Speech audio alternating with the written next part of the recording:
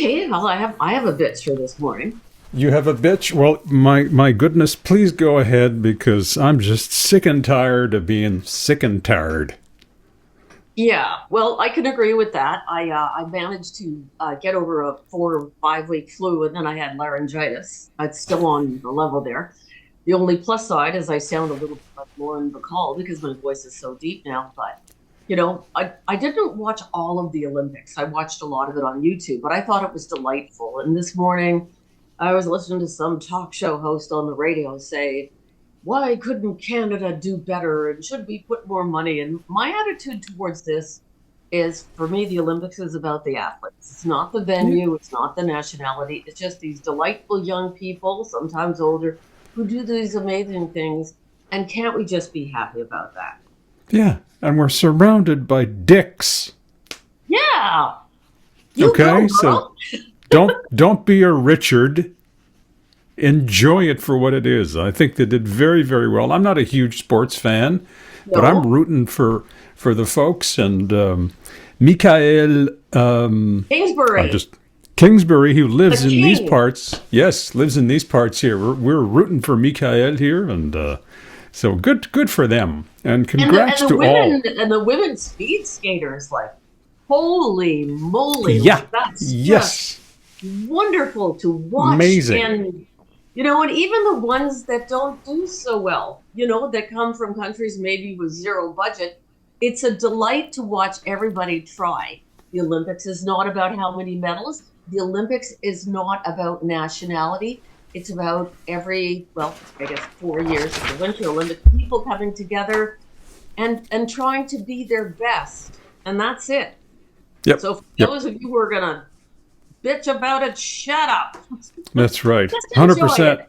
I'm with you. I'm with you. Arr. Please introduce our guest for this week, someone we both have known for many years. Oh, this is a person that I really admire. Stuart Nulman didn't exist. Montreal would have to invent him. He's a travel correspondent, a journalist, an author, a book reviewer, a community hero, an air guitar champion, and I didn't, that's somehow, the part I'm going to ask him about. I never knew that. yeah, and somehow everywhere you look, parades, festivals, book launches, the Jazz Fest, the Grand Prix, if something's happening in the city, Stuart is already there.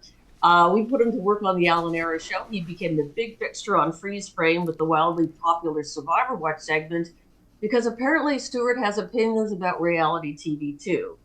He also knows everything. So I'll tell you right now, if you ever get on Who Wants to Be a Millionaire, Stuart will be your phone a friend. I Yeah. guarantee you. Okay. He just does everything. He's Let's like, it's just bring him in here. crazy. I don't know.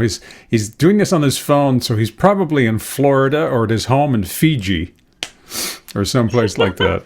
Well, if he's in Fiji, I'm going to be annoyed because he should have brought me with him. Yeah. Yeah. Are That's you tired but of winter yet?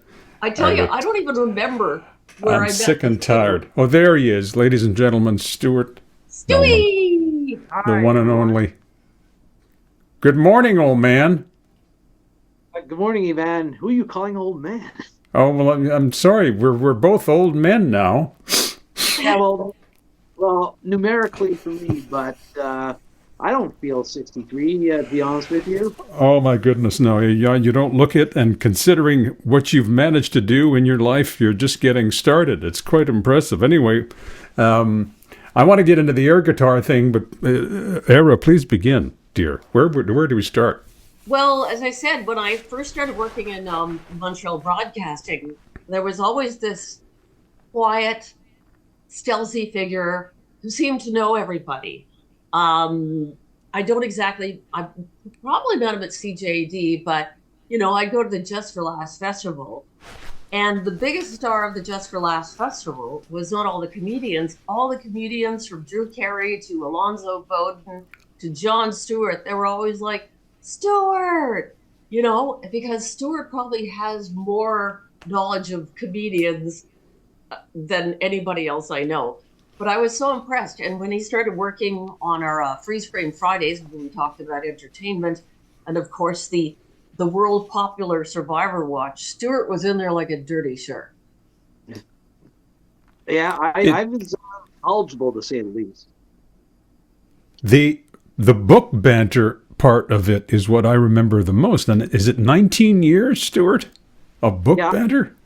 I did 19 years on CJ. And I've got 2,850 books. Is that possible? Yes, it was humanly possible, because back then I did it once a week with Peter Anthony Holder, and I reviewed 3 books a week, 2 adult books and a kid's book. And it added up considerably. It was a lot of work, but loved every second of it. And when we went to the podcast in 2009, we reduced it drastically to 1 book a show and 2 books a month. So it lightened the load, but didn't dampen my enthusiasm for books. I'm sorry, go ahead. Oh, I was just going to say now, Stuart, I know that you have your favorites, and some of them are your top 3, and I wasn't surprised to see bring them up here. I think in there, The Last Spike, in your choice of top novels. A very eclectic thing. Yeah, and that was a difficult task because I read a lot, and I can't stop reading, and narrowing down my favorite books to 3, well, 3.5 actually, is was quite a task, but I found it. But you mentioned Pierre Berton. He's one of my all-time favorite authors for 2 reasons. First of all, not because of his recognition with Front Page Challenge, but he had this. He managed to make Canadian history interesting. I mean, we were forced to study it in school and had to pass it to get our high school diploma.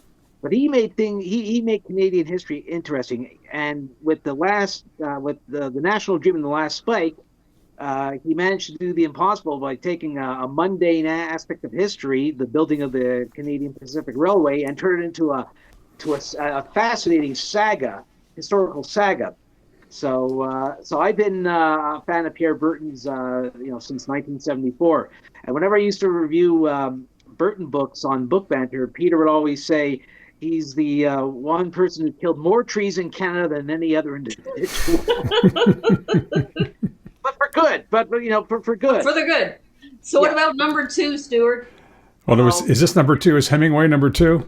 Yeah, that's The Old Man and the Sea. That was the first Hemingway book I ever read. I read it in grade 9.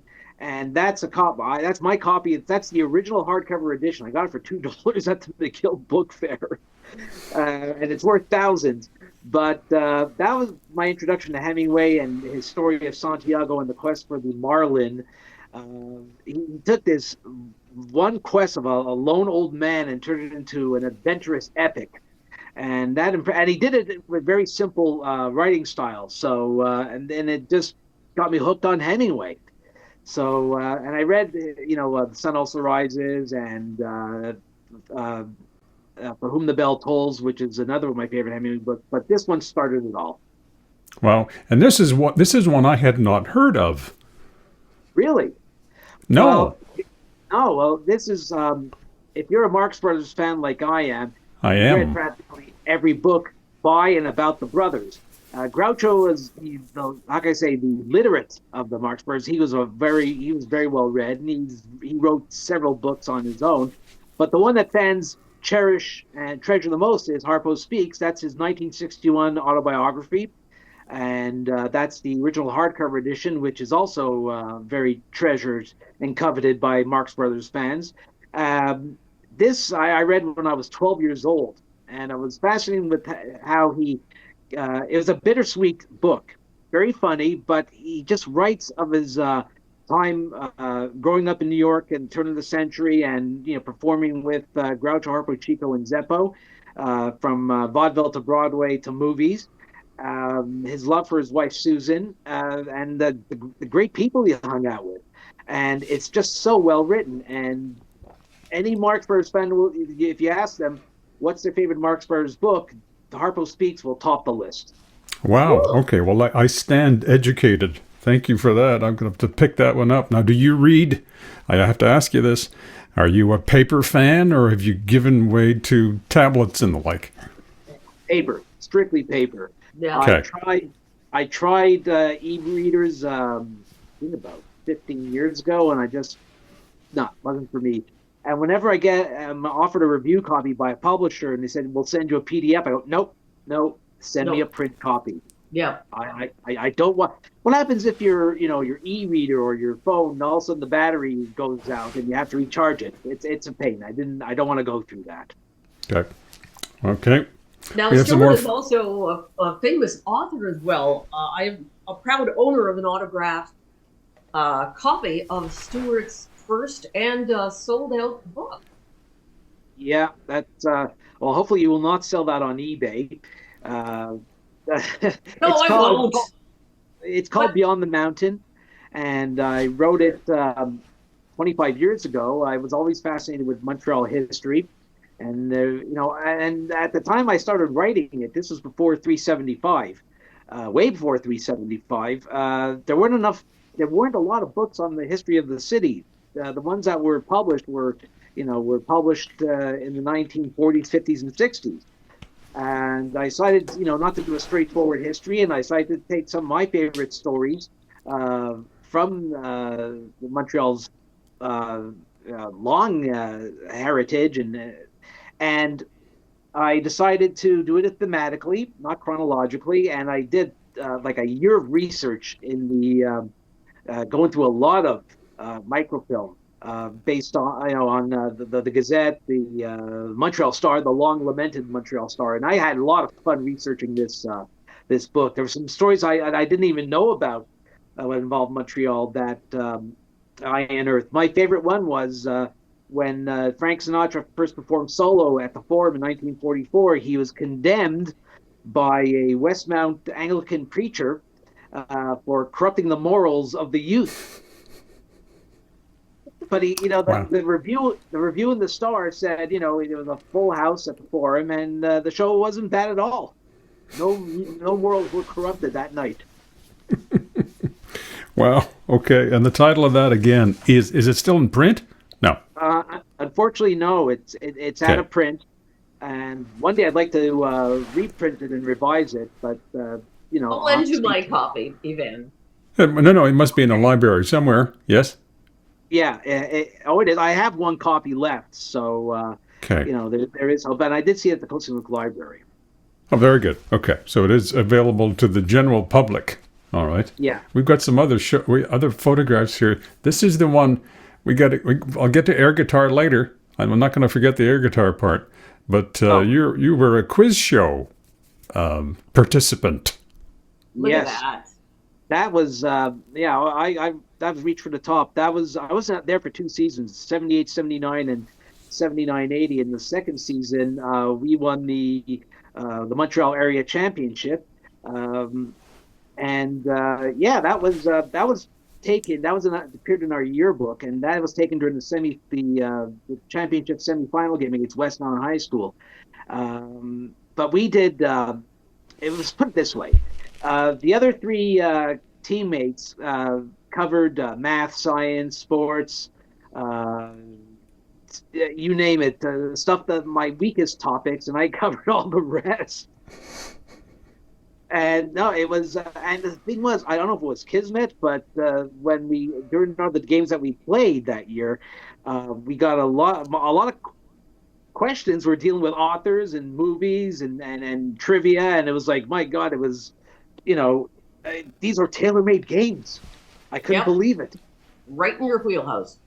Oh yeah, and we made to the national playoffs and made to the final game and lost to the same team that we beat in the first round, who were from Ottawa. So, but it was a great experience. It really was. And there was there not Jeopardy in there somewhere too? Yeah. Well, yeah, I 10 years after I did Reach for the Top, I appeared on Jeopardy. That was another quiz show that I've been watching since the '70s when Art Fleming hosted it on NBC. And when it was revived in 1984 with Alex Trebek, I knew I had to get on the show. And all my friends were saying, "You know so much, you've got to get on." And 1989, there was a contestant search in Montreal, and I applied for it. I got selected to take the test, And the funny thing was at a downtown Montreal hotel, and when I went they did it 4 sessions of 75 people each, and I see people with like quizzing each other, carrying almanacs and complete encyclopedias, and I'm just there, just myself, and I think to myself, you're wasting your time. If you don't know it now, you won't know it at all. Well, that's it. That's right. You're not going to bone And up on it with a book. yeah, No.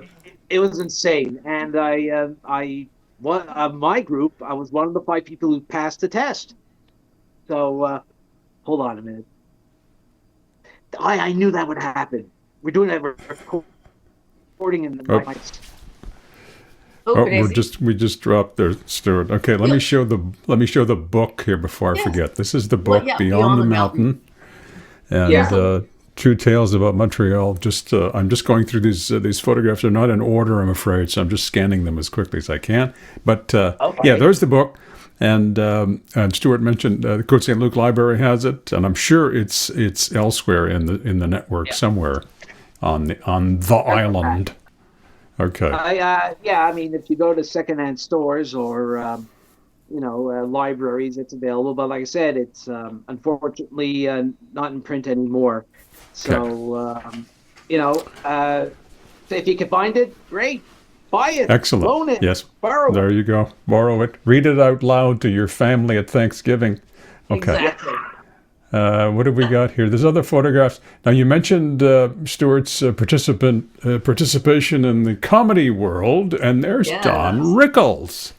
Yeah, I mean, I managed to encounter my share of up and comers, current stars, and comedy legends. I was taken backstage at the St. Denis Theater after he hosted a gala in 1998. He got an award in the shape of a hockey puck. I was presented to him by Jean Beliveau. Um, so I was, as he was coming out of his dressing room, about to go to his limo, and he was accompanied by George Schlatter, who was Oh the yeah, founder of course. created Laughing, a Yeah, nice man, big yeah. teddy bear of a man, and he introduces me. I got to befriend George during the past times he was at Just for Laughs, and he introduces me to Don. He goes, Don, this is Stuart Nulman. He's Andy Nulman's brother, and just put me in a big bear hug, which I Did, was totally surprised. Uh, you must but have read Schlatter's book recently, did you? yes, I Yeah, have. yeah. Talk Fascinating about story. stories.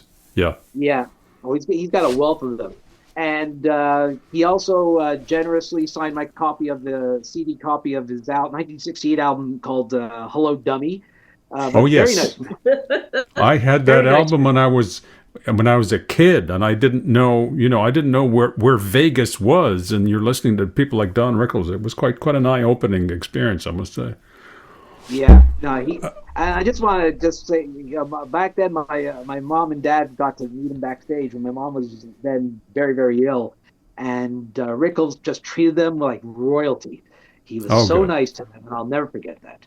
Yeah, I've heard stories about him in that respect as well. John Cleese. Oh, Yeah. See that was the one host that everyone wanted to meet or get an autograph from, and that photo was taken in 2009 when he hosted the gala for a second year, and he was laid up in the hospital. He had some illness, and he had to cancel the first gala that he hosted that year, and he replaced by Louis Black. And he said, "Oh look, I'll come back. I'll do it." And he recovered well enough to do the last gala of that year. So a real trooper, and man, is he tall! Yeah, I was going to say he is very tall, is he not? Oh yes, he is. That was no video illusion when you saw him. When you saw his height, on Python or Faulty Towers. Yeah, That, like but another true mensch. it was somebody I was reading. It was when he was doing Ministry of Silly Walks. It was like a building coming towards you. It's quite something. Now this goes back a ways. Yeah, Tommy that was and Dick yeah Smothers. that was 1997 when Tommy and Dick did one appearance at Just for Laughs. They did it at the end of they were the closing act of one gala, and I got a picture with both of them. I want to tell you, Tommy Smothers, another true gentleman when you think about it. Very quickly, my late uncle was a big fan of the Smothers Brothers. Watched their show on Sunday nights on CBS back in the late '60s. Um, he was a big fan of one of Tommy's characters, the Yo-Yo Man. And that year, in 1997, my cousin Allie, which is Uncle Barry's daughter, was working with the festival, and she met up with Tommy and told her, my dad's a big fan and he loves the Yo-Yo Man. And he gets this call. My uncle gets this call the morning that of the gala, and it's Tommy Smothers on the phone. And he says, your daughter said that you're a big fan of ours, and unfortunately, because of time constraints and circumstances, I can't do the Yo-Yo Man. But it didn't matter to my uncle because he treasured that call. That's not many people do that, and it's just what a class act. That's a real pro right there. Yeah. Yeah. Yeah. Oh, exactly. Exactly. Cheech and Chong. Oh my goodness. Yeah, that was in 2010. That was in their dressing room. Also, true mentions. They were very nice, and I was big fans of theirs. I started listening to their albums when I was 12 years old. Big Bamboo was the first one, and I knew yes. I remembered every routine by heart, and I used to come to school going, "Hey man, what's happening? Oh, far out, man!" Drove my teachers nuts. I'm a big autograph hound, I'll admit, and I had a copy of their dual autobiography, and they signed it for me as well. And I like Tommy's inscription on it. He goes, "To Stuart, a cool fool." So yeah. Wow. Another great nostalgia trip at Just for Laughs. I go for the legends when I'm there. There you go. Yeah, you're not mincing around. Okay. Now, what is this? You found this in a hotel somewhere? You're supposed to leave the towels behind, Stuart. That's right. I'm beyond towels. I've done that already, and soaps and little bottles of shampoo. Now That's an award, obviously, of some sort. Yeah. Yes, it's an award in 2024. Been Youth Organization, or it's now known as BUYO, because it's easier to say and much quicker, yes. And not so much of a mouthful. That's branding. But in 2024, the organization celebrated its 100th anniversary, and it started all the way in Omaha, Nebraska, believe it or not, and it came to Montreal in 1935. Being historical here. So for the 100th anniversary at the International Convention in Orlando, Florida, they announced that during that entire year, they're going to be giving out what they called the Centennial Award to 100 people for their outstanding contributions to BUYO throughout its 100-year existence. And we were at a dinner for the staff of International Convention. We always had a staff dinner, a couple of days before the kids arrived. And so the executive director said, we're going to, give out these awards. And our first recipient is, and I thought, it's going to be somebody else who's been there since 1924 anyway. And he announces my name. And I was totally gobsmacked, but, pleasantly, that is. And, that was one of my awards. And I couldn't believe it. And that picture that you're showing now, what happened in 2016. Every year at the International Convention, they give a lot of awards, but they also give to the Advisor of the Year for the boys, for the girls part, and also for Overseas Advisor. And I won that in 2016. It was at our convention in Baltimore. But the way it was presented to me, they're masters of surprise at BBYO, and the Canadian staff orchestrated this whole thing and how I would get it. And I was told after the award was given was that every Canadian staff person had their eye on me. They didn't let me out of their sight. If I went to the washroom, there were staff people following me. But the biggest surprise was when they took me backstage, and one of the backstage persons goes, take off your badge, because we all had to wear name tags. I go, why? Why do you want my badge? Because you just won the Advisor of the Year award. So if you see the video of me getting the award, and I'm being escorted by two people who I knew at BBYO for many, many years, I look totally surprised. I look totally Gobsmacked. astounded, gobsmacked, and But you rightfully put so. But it was, but you know, it was wonderful and a great honor. I was speechless. I couldn't even say any remarks. I was just so speechless. but 50 is it correct, Stuart? 50 years with BBYO. Yeah, I joined in Wow. Okay. 1976 as a member and spent 6 years as a Comment. member. In 1982, I Comment. became an advisor. And leadership activities and the like. Yeah, I staffed this very popular leadership camp that happens in the summer. I did that 7 times between 2008 and 2017. And another great thing that BBYO opened the door for was internationally, and I got to be part of the staffing team for the March of the Living in 2017, which is a 2-week trip. BBYO always had a delegation since its beginnings in 1988, and it was 1 week in Poland. Then you went to the concentration camps. Yeah, Um, this just wow. struck me. This one here. Yeah.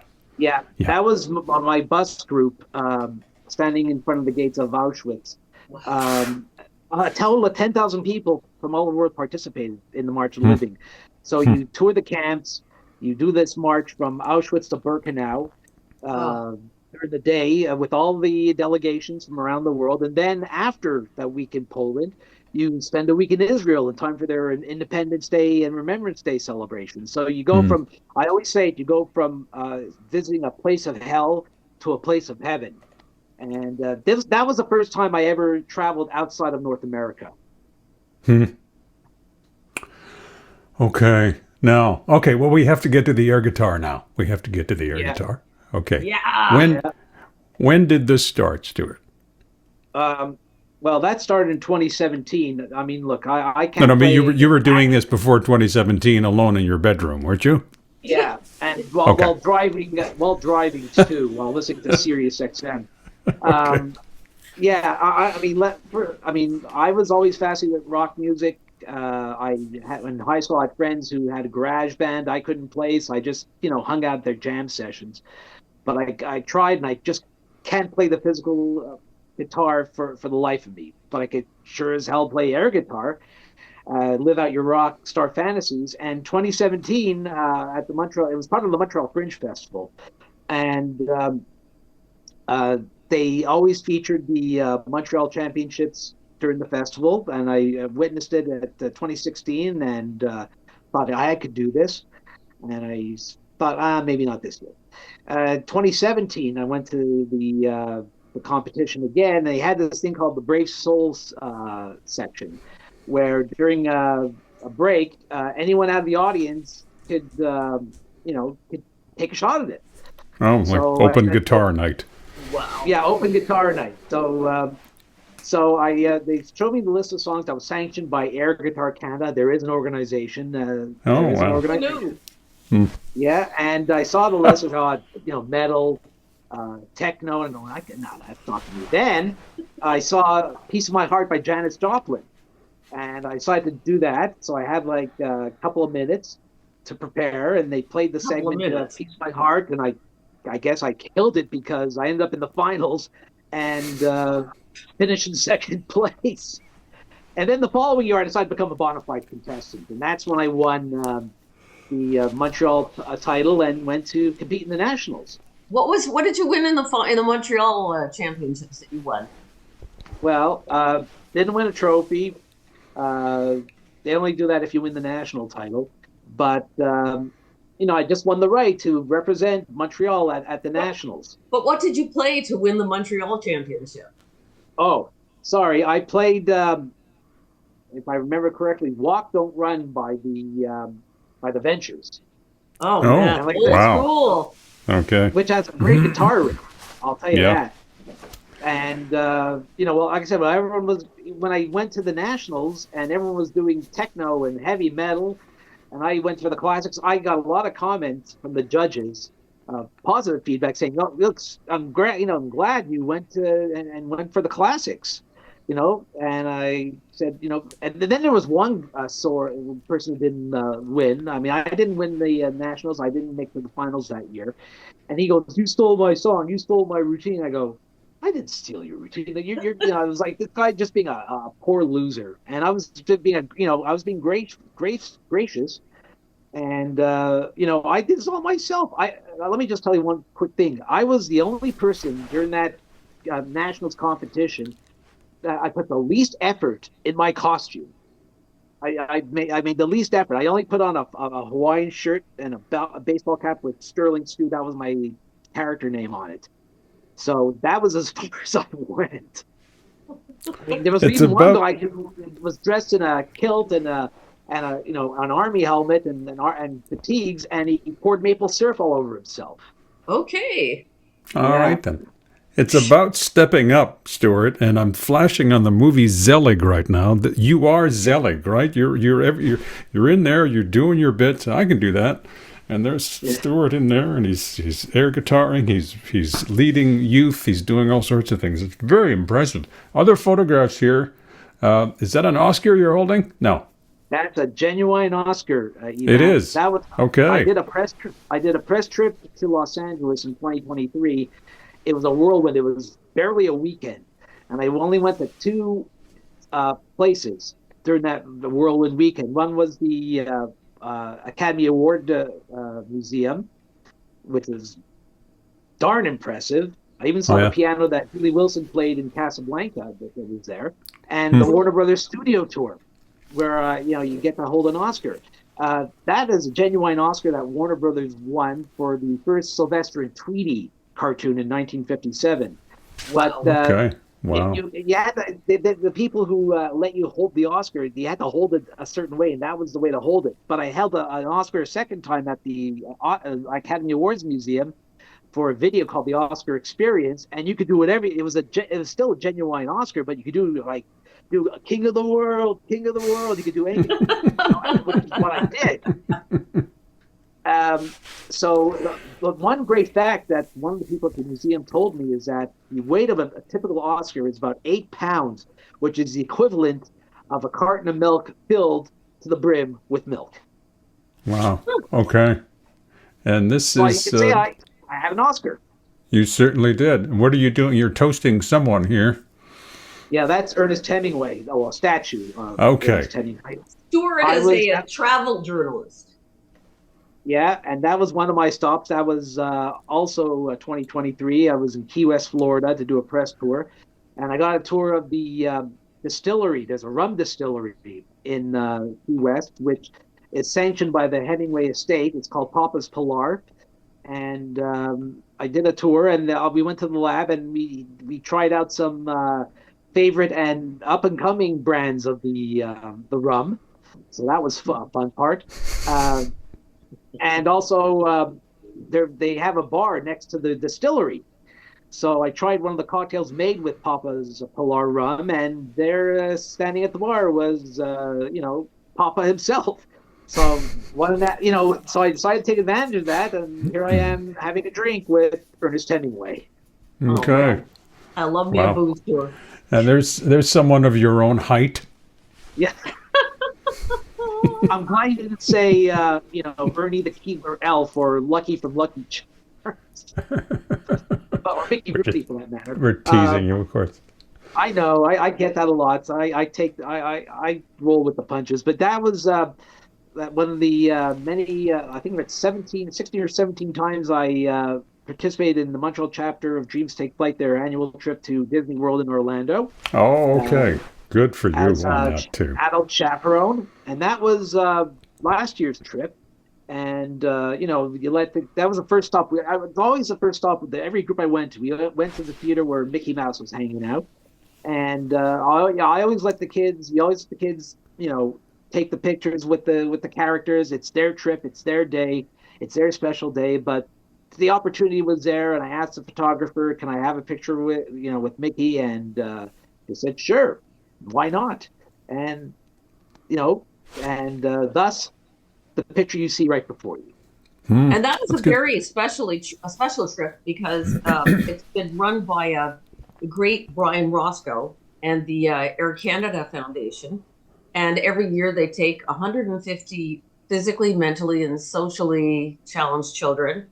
And there's double the number of adults as there is for kids, because it's very important. But it's one of these things, Yvan, where, the kids all start as strangers, and by the end of the day, they're hanging off of you. It's incredibly touching and wonderful, and means a lot. And Stuart has, I think I did it 11 times, but Stuart passed me a long time ago. But wow. Just quickly, Era introduced me to Dreams Take Flight. I think it was in 2000. I was I was at her place, and she goes, "I'm going to Florida." Oh, great! I thought you were going on vacation. So how long are you going for? I thought maybe a week, 2 weeks. So I'm going for a day. And I said to Era, "Who goes to Florida for a day?" And that's how I got introduced to Dreams Take Flight, and started going to their fundraising events, and they're introduced me to Brian Roscoe and the great people who are part of the Montreal chapter. And that was 2001 or so, and then 3 years later, I did my very first trip. Yep. Wow. Okay. Let's go back to music for a second. Are you a percussionist as well, Stuart? No. No. That was at the Rock and Roll Hall of Fame in Cleveland last year. Another press trip. Great place. If that's the kind of place you got to invest about good 2-3 hours because you want to see everything. Besides the artifacts and the presentations, they have on the second floor do your own garage band. So they have a section that looks like a garage band of of the past of your youth, and you could learn to play guitar, keyboards, bass, or drums. I sucked at the first three. I tried, and I just couldn't do it. I said, but you tried. You tried, yeah, Stuart. Tried. That's the story of your life. I'm going to try it. Yeah, that's right. And Good they for have you. video tutorials to at least learn the basics and songs that you can play along. And like I said, I was terrible at bass, terrible at guitar, terrible at keyboards, but drums was a totally different thing. I found it so easy, and hey, I could have been a drummer a la Ringo Starr or Keith Moon to an extent. En français, autodidacte. En français, un autodidacte. Yeah, I learned everything. And this is you doing. Trying to be mean, man. Battle of the Generations. Yeah, What's that? Well, that was game show that was on CTV for a couple of seasons. I applied to be the first season. It was hosted by Lily Singh, who was in the center looking a little bewildered. And it was 4 generations of people. There was baby boomers, Gen X, Gen Z, and millenniums. I represented boomers, obviously, in a battle of wits in pop culture trivia. And I made it to the show, and we taped very early in the morning at 6 a.m. at the CBC studios in Toronto. So before they did the actual taping, we did publicity photos. We did, promotional shots. We did our intros. And the photographer says, now be, mean, like you're ready to fight. So that's me being fierce. That's Stuart being mean. I know. Stuart doesn't have a mean bone in his body, so he's trying very hard there. Yeah, it was not easy. It was not easy. I saw this show, and frankly, the question that they gave the guy after you was so easy. I was yelling at my TV going, he's being robbed, he's being robbed. Yeah. You're always going to cheer for your friends. Yeah, that's right. Let's close on this. Please explain what this is. Oh, this is sweet. Not what you think, but it's No. I didn't go there. I did not go anywhere weird with this. I'm just. No. It's probably something touching. Yes. Yeah, it is touching.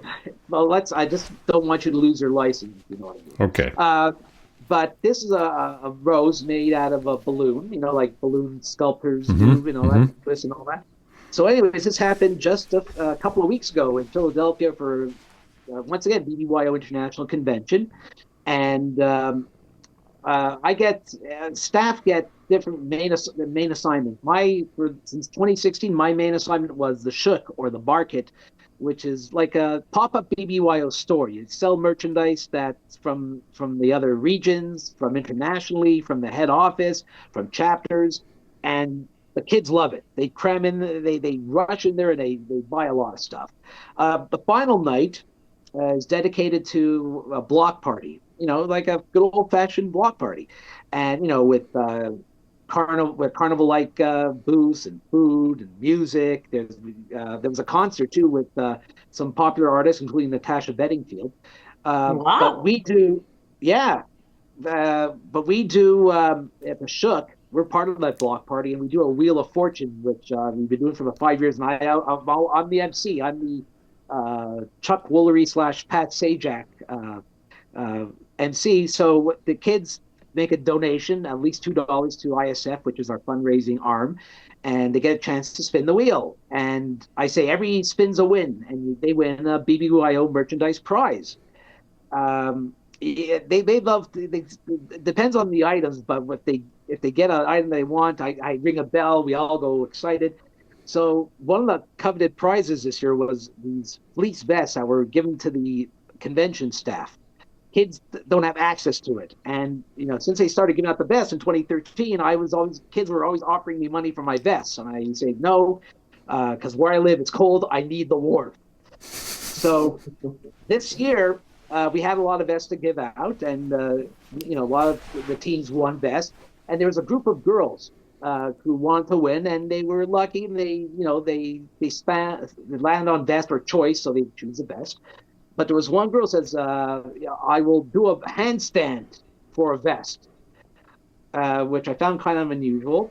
And but the challenge was not only was she Where was she when gymnastically I was in high inclined. school? Where was she when I was in eighth grade? I don't know, Yvan. Times are different. They are. So yeah, they are. So and the challenge was for this handstand was she was wearing one of those boot casts, those casts where it looks like a boot. Oh, yes. Uh, oh yeah, and also on the other leg, she just went through knee surgery. So I said, all right, fine. I thought that's a challenge. Go ahead, do it. Brave. She did the handstand, a 20-second Oh, handstand, didn't flinch.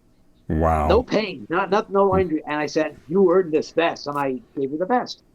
So that was, I think, about 8, 9 o'clock in the evening. And about a couple hours later, as we're closing up, these group of girls came back and said, "We have something for you." And she gave me this balloon rose. Oh, that's sweet. Oh, I thought that was Okay. very touching, and I thought, to me, for me, that's a reward enough. I mean, that shows the appreciation you do when you are a BBYO volunteer advisor, which I have been for 44 years. Wow. Like I said, little things mean a lot, and that meant a lot. Sure. Well, a rose to you for joining us today, Stuart. This has been a lot of fun. Wow. And we're barely scratching the surface oh here, I yeah. think. I always like to And you say, but talk, Stuart, when there's some people you scratch the surface and you just get more service, but with Stuart, you need to get one of those.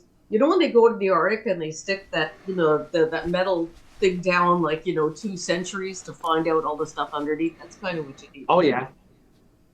Well, yeah, I mean, look, it's been fun, and I was gonna say, is that's it? We're already done? Well, let me still. We're yeah, with this was a whole lot going on here, Stuart. Thank you so So much much for your fun. time, buddy. Oh, thank you. It's been a pleasure, and uh, yeah, they live Don't long and stop. prosper. Don't stop now. Oh, no, no, no. There's much. More to come. As Elvis once sang, I got a whole lot of living to do. But thank you, Era. Thank you, Yvan. It's Excellent. been fun. Thanks, Stuart.